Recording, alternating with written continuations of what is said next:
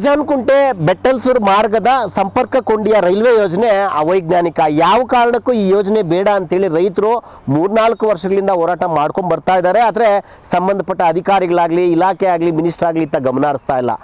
ಮಾಡಿರ್ತಕ್ಕಂಥ ಕೆಲಸಗಳನ್ನು ಕಂಪ್ಲೀಟ್ ಮಾಡಿ ಸಂಪರ್ಕ ರಸ್ತೆಗಳನ್ನ ದೊಡ್ಡಬಳ್ಳಾಪುರ ಇರ್ಬೋದು, ಚಿಕ್ಕಬಳ್ಳಾಪುರ ಇರ್ಬೋದು, ಗೌರಿಬಿದನೂರು, ಪುಟ್ಟಬರ್ತಿ ಈ ಸಂಪರ್ಕ ಕೊಂಡಿಯನ್ನು ಕನೆಕ್ಟ್ ಮಾಡಿ ಯೋಜನೆಯನ್ನು ಕಂಪ್ಲೀಟ್ ಮಾಡಿ. ಈ ರಾಜಾನಕುಂಟೆ ಟು ಬೆಟ್ಟಲ್ಸೂರು ಒಂದು ರೈಲ್ವೆ ಟ್ರ್ಯಾಕ್ ಹಾಕಬೇಕು ಅಂದ್ಬಿಟ್ಟು ಈ ರೈಲ್ವೆ ಯೋಜನೆ ಜಾರಿ ಮಾಡಬೇಕು ಅಂತ ಸುಮಾರು 6 ತಿಂಗಳಿಂದ ಒಂದು ಪೇಪರ್ ಪಬ್ಲಿಕೇಶನ್ ಆಯಿತು. ಪೇಪರ್ ಪಬ್ಲಿಕೇಶನ್ ಆದಾಗ ನಾವು ಎಲ್ಲ ಹೋರಾಟಕ್ಕೆ ಇಳಿದ್ವಿ. ಹೋರಾಟಕ್ಕೆ ಇಳಿದಾಗ ಏನಾಯಿತು ಅಂತಂದರೆ ಇವರು ತರಾತುರಿ ಒಳಗೆ ಬೆಟ್ಟಲ್ಸೂರು ಟು ರಾಜಾನಕುಂಟೆ ರೈಲ್ವೆ ಟ್ರ್ಯಾಕ್ ಹಾಕಬೇಕು ಅಂತ ಆ ತರಾತುರಿ ಒಳಗೆ ಯೋಜನೆ ರೂಪಿಸವ್ರೆ. ಈ ಯೋಜನೆ ರೂಪಿಸಿರೋದು ಇವರು ಕಾನೂನು ಬಾಹಿರ, ಅದು ಅವೈಜ್ಞಾನಿಕ, ಇದು ಅನುಕೂಲ ಇಲ್ದಿದ್ದ ಯೋಜನೆ. ಯಾಕಂದರೆ ಇವರು 2013 ಪುಟ್ಟಪರ್ತಿ ಟು ಚಿಕ್ಕಬಳ್ಳಾಪುರ ಮಾಡವ್ರೆ, 6 ರೈಲ್ವೆನೇ ಮಾಡಿ. ಆಮೇಲೆ ಗೌರಿಬಿದನೂರು ಟು ಚಿಕ್ಕಬಳ್ಳಾಪುರ 2013 ಸುಮಾರು ವೆಲ್ಪ್ ಯೋಜನೆಯಿಂದ ಸುಮಾರು 1,000 ಕೋಟಿ ಸ್ಯಾಂಕ್ಷನ್ ಮಾಡವ್ರೆ. ಆ ಯೋಜನೆ ಬಿಟ್ಬಿಟ್ಟು ತರಾತುರಿ ಇವರು ಗೂಡ್ಸ್ ಟ್ರೈನ್ಗಳನ್ನ ಯಲಹಂಕ, ಬೆಂಗಳೂರು ಹೋಗೋದು ಬೇಡ ಅಂದ್ಬಿಟ್ಟು ಬೆಟ್ಟಲ್ಸೂರು ಮೇಲೆ ಕಳ್ಸೋಕ್ಕೆ ಇವ್ರು ಯೋಜನೆ ರೂಪಿಸವ್ರೆ. ಆ ಥರ ಯೋಜನೆ ರೂಪಿಸಿದ್ದೆ ಆದರೆ 50 ಕಿಲೋಮೀಟ್ರ್ ಜಾಸ್ತಿ ಆಗ್ತದೆ. ಅದೇ ಗೌರಿಬಿದನೂರು ಟು ಚಿಕ್ಕಬಳ್ಳಾಪುರ ಮಾಡಿದ್ರೆ 50 ಕಿಲೋಮೀಟ್ರು ಸರ್ಕಾರಕ್ಕೆ ಉಳಿತಾಯ ಆಗ್ತದೆ, ಯೋಜನೆಗೆ ಉಳಿತಾಯ ಆಗ್ತದೆ, ಎಲ್ಲ ಆಗ್ತದೆ. ಆಮೇಲೆ ರೈಲ್ವೆ ಟ್ರ್ಯಾಕು ಹೋಗ್ಬೇಕಾದ್ರೆ ಸಮಯ, ಇಂಧನ, ಆಮೇಲೆ ಖರ್ಚು ವೆಚ್ಚ ಎಲ್ಲ ಉಳಿತದೆ. ಪುಟ್ಟಪರ್ತಿ ಟು ಚಿಕ್ಕಬಳ್ಳಾಪುರ ಮಾಡಿದ್ರೆ 70-75 ಕಿಲೋಮೀಟ್ರ್ ಉಳಿತಾಯ ಆಗ್ತದೆ. ಇವ್ರು ಧರ್ಮಾವರಂ ಕಡೆಯಿಂದ ಬರೋ ಗೂಡ್ಸ್ ರೈಲ್ಗಳನ್ನ ಬೆಂಗಳೂರಿಗೆ ಬರ್ದಿರೋ ಅವ್ರು ಹಂಗೆ ಟ್ರಾನ್ಸ್ಫರ್ ಮಾಡ್ಕೊಂಡು ಚೆನ್ನೈ ಕಡೆ ಹೋಗ್ಬೋದು, ಜೋಲಾರ್ಪೇಟೆ ಜಂಕ್ಷನ್ಗೆ ಹೋಗ್ಬೋದು. ಇಲ್ಲಿ ಅವಶ್ಯಕತೆ ಏನೈತೆ? ರೈತರಿಗೆ ಅನಾನುಕೂಲ ಯಾಕೆ ಅಂತಂದರೆ ಇವಾಗ ನೋಡಿರಿ, ಇಲ್ಲಿ ರೈತರು ದ್ರಾಕ್ಷಿ, ಸೀಬೆ, ಪಪ್ಪಾಯ, ಆಮೇಲೆ ದಾಳಿಂಬೆ, ಸಪೋಟ ಎಲ್ಲ ಹಾಕವ್ರೆ ತೋಟಗಳು. ಸುಮಾರು 3/4 ಭಾಗ ತೋಟಗಳಿವೆ, ಎಲ್ಲ ತಿಮ್ಸಂದ್ರದವು, ಬೆಟ್ಟಲ್ಸೂರು. ಆಮೇಲೆ ಚೇಪೆ ತೋಟ ನೋಡಿರಿ, ಇಲ್ಲಿ ರಾಮಣ್ಣ ಅಂತ ಬೆಟ್ಟಲ್ಸೂರು ಅವರು ಚೇಪೆ ತೋಟ ಬೆಳೆದು ಎಲ್ಲ ಬೆಳ್ತಾರೆ. ಸಾಕಷ್ಟು ರೈತರು ಇಲ್ಲಿರೋ ರೈತರೆಲ್ಲ 1/2 ಎಕರೆ, 1 ಎಕರೆ, 3/4 ಎಕರೆ ಜಮೀನವರು. ಯಾರಿಗೂ 5 ಎಕರೆ, 6 ಎಕರೆ ಜಮೀನುಗಳಿಲ್ಲ. ಅಂಥ ಜಮೀನುಗಳು ಕಿತ್ಕೊಂಡು ಇವರು ಉದ್ದೇಶಪೂರ್ವಕವಾಗಿ ರೈಲ್ವೆ ಟ್ರ್ಯಾಕ್ ಹಾಕೋದು ನಮ್ಗೆ ಸಂಪೂರ್ಣ ಅನನುಕೂಲ ಹಾಗೂ ವಿರೋಧ. ಆಮೇಲೆ ಅದ್ರ ಜೊತೆ ಒಳಗೆ ನೋಡಿರಿ, 30 ವರ್ಷದಿಂದ ಹೋರಾಟ ಮಾಡಿ ನಾವು ಬೆಟ್ಟಲ್ಸೂರ್ಗೆ ಪಂಚಾಯತಿಗೆ ಉದ್ಯಾನವನ ಅಂತ ಮಾಡಿಸ್ಕೊಂಬಂದಿದ್ದೀವಿ. ಆ ಉದ್ಯಾನವನದ ಜಾಗ ಸುಮಾರು 3 ಎಕರೆ ಚಿಲ್ಲರೆ ಐತೆ. ಆ 3 ಎಕರೆ ಉದ್ಯಾನವನದೊಳಗಾಗಿ ರೈಲ್ವೆ ಟ್ರ್ಯಾಕ್ ಹೋಗ್ತದೆ. ಆಮೇಲೆ ಇಲ್ಲಿ ಸುಮಾರು ಪುರಾತನ ಮರಗಳು, ಸುಮಾರು ಒಂದು 200 ಮರ ಅವೆ. ಅಂಥ ಮರನ ಇವರು ಕಳಿಸ್ಬಿಟ್ಟು ಮಾಡಿಬಿಟ್ಟು ಪ್ರಕೃತಿಗೆ ಹಾನಿ ಮಾಡಿ, ಆಮೇಲೆ ಇಲ್ಲಿರೋ ಪ್ರಾಣಿ ಪಕ್ಷಿ ನೋಡಿರಿ, ಪಕ್ಷಿಗಳು ಎಲ್ಲ ಎಷ್ಟವೆ, ಪಕ್ಷಿಗಳಿಗೆ ಎಲ್ಲ ಹಾಳು ಮಾಡಿ ಸುಮ್ಮನೆ ಇದು ಮಾಡ್ತಾರೆ. ಆಮೇಲೆ ಇಲ್ಲಿ ಹಿಂದ್ಗಡೆ ಕೆರೆ ಒಂದೈತೆ, ಸಿಂಗನಾಯಕನಹಳ್ಳಿ ಕೆರೆ. ಈ ಸುಮಾರು ನಮ್ಮ ಯಲಹಂಕ ತಾಲೂಕಿಗೆ 2ನೇ ಕೆರೆ ಬರ್ಬೋದು. ಅದು ಅಂಥ ಕೆರೆ ಒಳಗೆ ಇವರು ರೈಲ್ವೆ ಟ್ರ್ಯಾಕ್ ಹಾಕ್ತೀನಿ ಅಂತ ಇವರು ಯೋಜನೆ ರೂಪಿಸೋರಲ್ಲ. ಇವ್ರಿಗೆ ಯಾರು ಕೇಳೋರು ಇಲ್ವಾ? ಈಗ ಸೋಮಣ್ಣ ಏನು ಹೇಳಿಲ್ವಾ? ಸೋಮಣ್ಣ ಹೇಳಿದ್ರೆ ನೆಕ್ಸ್ಟ್ ಮೀಟಿಂಗ್ ಕರಿತೀನಿ ಅಂದರು. ಮೀಟಿಂಗ್ ಕರಿತೀನಿ ಅಂದ್ಬಿಟ್ಟು ಮೀಟಿಂಗು ಕರೆದಿಲ್ಲ, ಏನು ಹೇಳಿಲ್ಲ. ಆಮೇಲೆ ತಿರ್ಗಿ ಹೇಳಿದ್ರೆ ಇಲ್ಲ, ನಾನು ಒಂದು 15 ದಿನ 20 ದಿನ ಫ್ರೀ ಇರಲ್ಲ, ಆಮೇಲೆ ಫೋನ್ ಮಾಡ್ತೀನಿ ಬರ್ರಿ ಅಂತಂದರು, ಇನ್ಫಾರ್ಮೇಷನ್ ಕೊಡ್ತೀನಿ ಅಂದರು, ಎಲ್ಲ ಮಾಡಿದ್ರು. ಈ ಯೋಜನೆ ನಿಮಗೆ ಬೇಡ. ಆಮೇಲೆ ಇಲ್ಲಿ ಕೆರೆ ಒಳಗೆ ಪ್ರಾಣಿ ಪಕ್ಷಿಗಳು ಎಷ್ಟವೆ ಗೊತ್ತೇನ್ರಿ? ಜಲಚರಗಳವೆ, ಆಮೇಲೆ ವಿದೇಶದಿಂದ ಬರೋ ಪೆರ್ಲಿಕಾನ ಪಕ್ಷಿಗಳು ಇವೆಲ್ಲ ಅವೆ, ಕೊಕ್ಕರೆ ಥರದವು ಎಲ್ಲ ಅವೆ. ಬೇಕಾದ್ರೆ ಹೋಗಿ ನೋಡ್ಕೊಂಬರ್ರಿ. ಅಂಥ ಪಕ್ಷಿ ಸಂಕುಲನ ಹಾಳು ಮಾಡೋಕ್ಕೆ ಇವರು ಹೊರಟಿದ್ದಾರೆ. ನೀವು ವಿರೋಧಿಸ್ತೀವಿ ಸರ್. ಈ ಭಾಗದಲ್ಲಿ ರಾಜಾನಕುಂಟೆ ಬೆಟ್ಟಲ್ಸೂರು ರೈಲ್ವೆ ಲೈನ್ ಮಾಡೋ ದೆಸೆಯಿಂದ ಸುಮಾರು 210ರಿಂದ 240 ಎಕರೆ ಜಮೀನು ಹೋಗ್ತಾ ಇದೆ.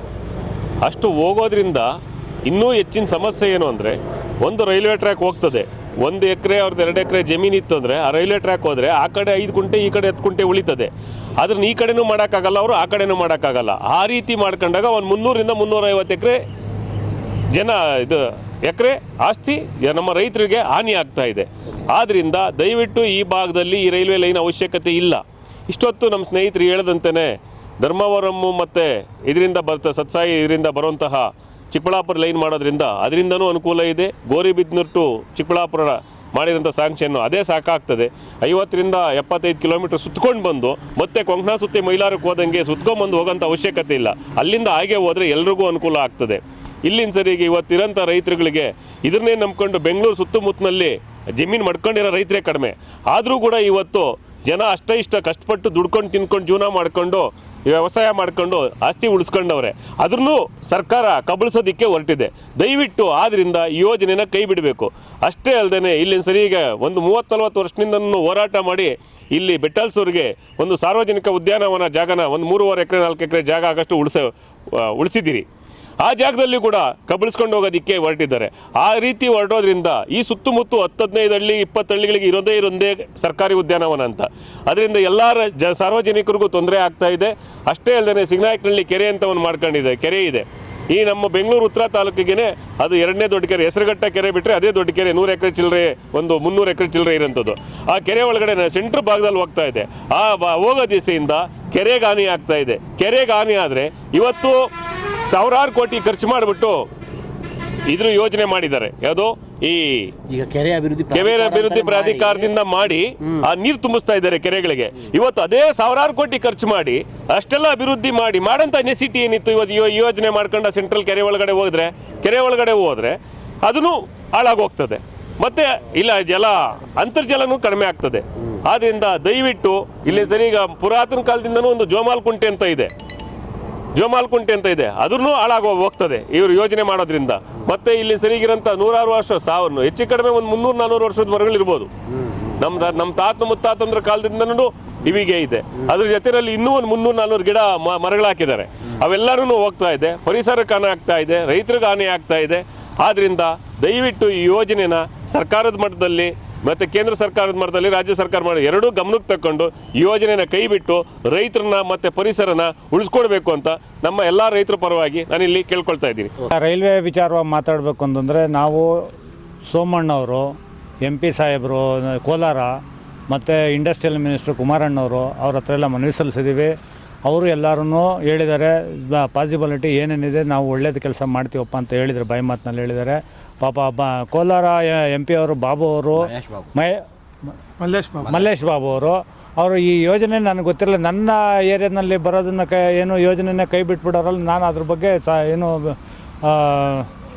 ಸದನದಲ್ಲಿ ಗಮನ ತಂದು ನಾನು ನನ್ನ ಕ್ಷೇತ್ರದಲ್ಲಿ ಆ ಕೆಲಸ ಮಾಡಿಸ್ಕೊಂತೀನಿ. ಸತ್ಯಸಾಯಿಯಿಂದ ಇದಕ್ಕೆ ಬರೋದು ಯಾವುದು ಚಿಕ್ಕಬಳ್ಳಾಪುರ ಬರೋದು, ಅಲ್ಲಿ ಸುಮಾರು 6-7 ತಾಲೂಕುಗಳು ಬರ್ತವೆ, 8-10 ದೊಡ್ಡ ಸಿಟಿಗಳು ಬರ್ತವೆ. ಅವ್ರಿಗೆಲ್ಲ ಅನುಕೂಲ ಆಗೋಂಥದ್ದು ಇದು ಲೈನ್. ಅದು ನಮಗೆ ಬೇಕಾಗಿರೋದು. ನಿಮಗೆ ಯಾಕೆ ಬೇಕಾಗಿತ್ತು? ನಿಮಗೇನಲ್ಲಿ ಅಲ್ಲಿ ವಿರೋಧ ಐತೆ, ನಾವೇ ಮಾಡಿಕೊಡೋಕ್ಕೆ ಜಾಗ ಕೊಡ್ತೀವಿ, ಅದನ್ನು ಮಾಡಿ ಅಂತ ಅವರು ಸಾಹೇಬ್ರು ಹೇಳಿದ್ದಾರೆ.